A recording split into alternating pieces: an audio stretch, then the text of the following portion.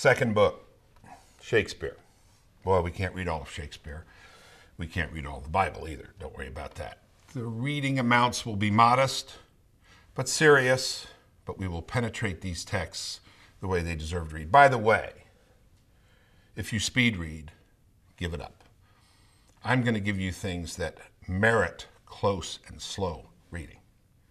There's not a lot that does. You can zip through 15 magazines and newspapers on an airplane, and deservedly so. Some of them don't merit any of your time. The things I will ask you to read and that we will read together and talk about together are things that merit slow reading. So if you're a speed reader, slow it down. I'll give you a few sentences to pore over one day that will take a lot of time to digest, to think about, to absorb. Shakespeare will read a few of his plays. We will focus on the greatest play ever written. Now we'll get some controversy started already. Every time I say this, I get controversy going. Macbeth. It is the study of human evil. There are very few plays that talk about evil and present evil in so stark and unapologetic a way. By unapologetic, I don't mean that Shakespeare doesn't condemn evil, but he puts it right out there in front of you. Evil men and evil women. He doesn't have some notion that men are evil and women aren't. No, we see evil. And we see some goodness too, but the evil far outweighs the good in this play. There are insights in this play that I think, again, may have you thinking about your own life. There are also insights that just boggle the mind, that are just things you want to say, gee whiz, it's unbelievable. Macbeth calls in a doctor to take care of his wife. His wife is having illusions, hallucinations, out damn spot. She's wandering around, seeing things that are not there.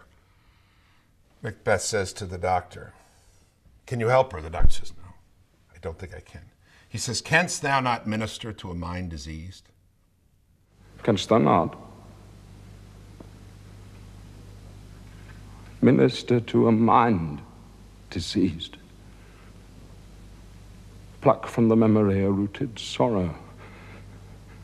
Raise out the written troubles of the brain, and with some sweet, oblivious antidote cleanse the stuffed bosom of that perilous stuff that weighs upon the heart. Just pause on those two words, rooted sorrow.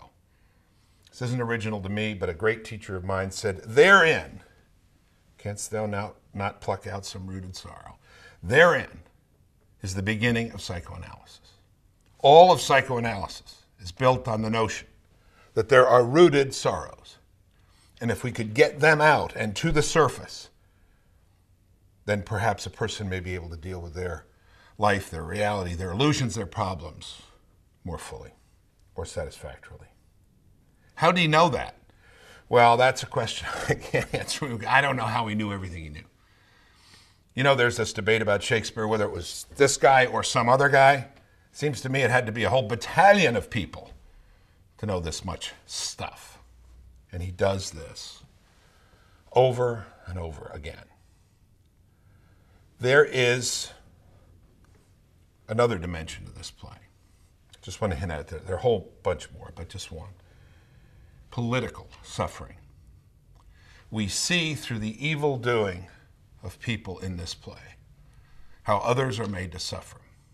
How because ambitious, people who are nothing but ambitious, ambition isn't a bad thing in Shakespeare, but empty ambition, sterile ambition is. Because the ambition of some, the entire state is brought low. And because of evil and perfidy, other evils and perfidies are multiplied. It takes a lot to set things right. The joke on Shakespeare, of course, is everybody has to die at the end. Not everybody has to die at the end of this play, a few do.